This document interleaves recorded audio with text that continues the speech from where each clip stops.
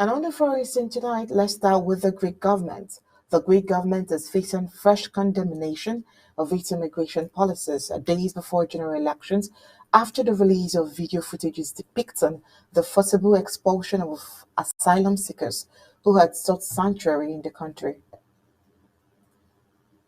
Well, barely 48 hours before polls open, the Prime Minister Kyriakos Mitsotakis' center-right administration has been put on the defensive by extraordinary documentation of the illegal pushback. The footage taken by an Austrian activist on Lesbos last month was brought to light by the New York Times, which published the material on Friday, after being verified and corroborated by the US outlet. For years, activists and journalists have dug into claims that the Greek authorities are illegally pushing migrants out of Greece's border, but hard evidence has been fragmentary. The paper said in a statement, the Greek government has consistently denied the mistreatment of migrants. The video may be the most damning evidence yet of its violation of international laws, EU rules governing how asylum seekers must be treated. While the footage amounts to a shocking indictment of policies the Mitsotakis government has long denied in evidence that is likely to ignite an excruciating response in other EU capitals. A group of 12 asylum seekers, including children and a 6-month-old baby, are filmed being summarily expelled from the Hellenic Coast Guard from Lesbos, where they had arrived from Turkey. The refugees, described as Somalis, Eritreans, and Ethiopians, are shown being driven to an unmarked white van to a remote spot on the Aegean island before being forced into a high-speed inflatable boat by men whose facial features are concealed by balaclavas.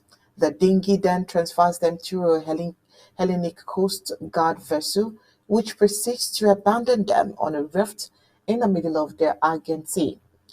There, they are left before being picked up by the Turkish Coast Guard.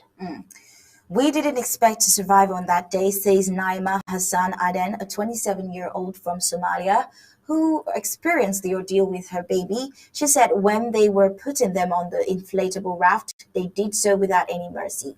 The incident took place this year, according to the publications. Previously, pushbacks have been partly captured at sea, where Greek authorities argue they are permitted by law to repulse undocumented migrants attempting to enter the country's sovereign territory.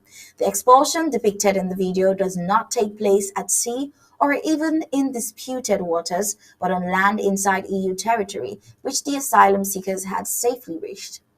The forcible return of people seeking refuge from war and persecution is in violation of laws adopted by civilized Western nations, including the 1951 Geneva Convention, which outlines the legal protection of refugees and of which Greece, like all EU member states, is a signatory.